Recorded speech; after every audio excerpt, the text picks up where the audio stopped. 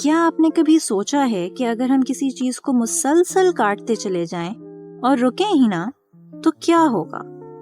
مثال کے طور پر ڈبل روٹی کے اس ٹکڑے کو اگر ہم اس کو کاٹتے جائیں اور کاٹتے جائیں تو ہمارے پاس کیا بچے گا؟ ہم کتنا کاٹ سکتے ہیں؟ ہزاروں سال پہلے اس زمانے کے بڑے مفکرین بھی یہی سوچا کرتے تھے۔ ایک قدیم یونانی فلسفی ڈیموکریٹس نے اظہار کیا کہ تمام مادہ یعنی کہ میٹر ایسے چھوٹے چھوٹے ذرات یعنی کہ پارٹیکل سے مل کر بنا ہے جنہیں مزید تقسیم نہیں کیا جا سکتا۔ اس نے انہیں ایٹمس کا نام دیا جو کہ یونانی زبان کا ایک لفظ ہے جس کے معنی ہے ناقابل تقسیم یعنی انڈیویزبل۔ تو جوہر یا ایٹم کو اپنا نام اسی یونانی لفظ سے ملا ہے۔ یہ بعد میں معلوم ہوا کہ ایٹم کے اندر کچھ ذیلی جوہری ذرات یعنی کہ سب ایٹامک پارٹیکلز موجود ہوتے ہیں۔ یہ ایک ایٹم کے بنیادی ذرات یعنی کہ فنڈامنٹل پارٹیکلز کہلاتے ہیں، اور برقیہ یا الیکٹران، پروٹون اور عدلیہ یعنی کہ نیوٹرون ان کے نام ہیں۔ اس ویڈیو میں ہم الیکٹرانز کی دریافت اور ان کی خصوصیات کے بارے میں جانیں گے۔ الیکٹرانز کی دریافت کا سہرا ایک برطانوی طبیعیات دان سر جوزف جان ٹامسن کے سر ہے۔ انہوں نے شیشے سے بنی ایک گیس ڈسچارج ٹیوب کا استعمال کیا جس پر ایک ویکیوم پمپ لگا ہوا تھا۔ ٹیوب کے اندر دو دھاتی برقیریں یعنی کہ میٹالک الیکٹروڈز، منفیرہ یعنی کہ کیتھوڈ اور مثبیرہ یعنی کہ اینوڈ، ہائی وولٹیج کے ایک سورس سے جڑے ہوئے تھے۔ ٹیوب کو ایک گیس سے بھرا گیا۔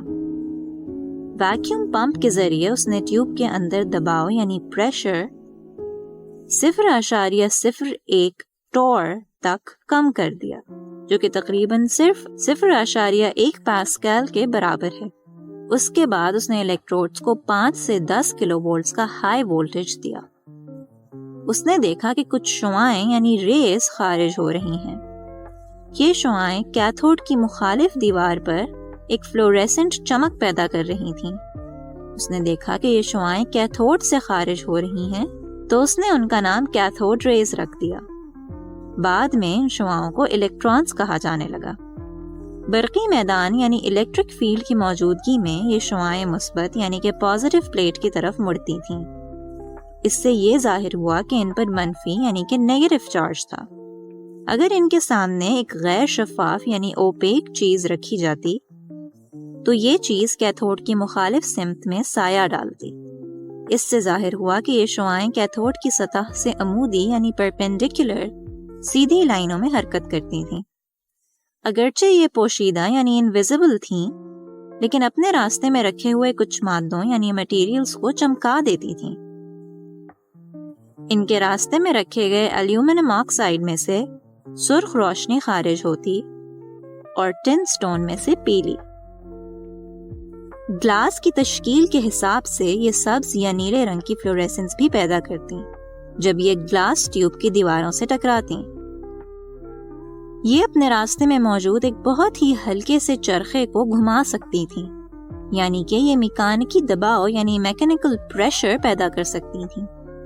اس سے ظاہر ہوا کہ یہ دراصل شعاعیں نہیں تھیں بلکہ مادی ذرات یعنی مٹیریل پارٹیکلز تھے، جن کی کچھ کمیت یعنی میس اور سمتی رفتار یعنی ویلوسٹی تھی، یا دوسرے الفاظ میں حرکی توانائی یعنی کینیٹک انرجی۔ یہ اگر کسی چیز پر پڑتی تو اسی کینیٹک انرجی کی منتقلی کی وجہ سے اس کا درجہ حرارت بھی بڑھا دیتی تھیں۔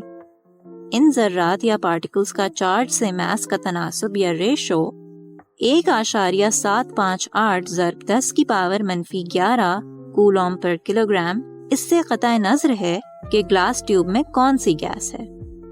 اس سے ثابت ہوا کہ تمام مادوں کے ایٹمز میں الیکٹرانز ہوتے ہیں۔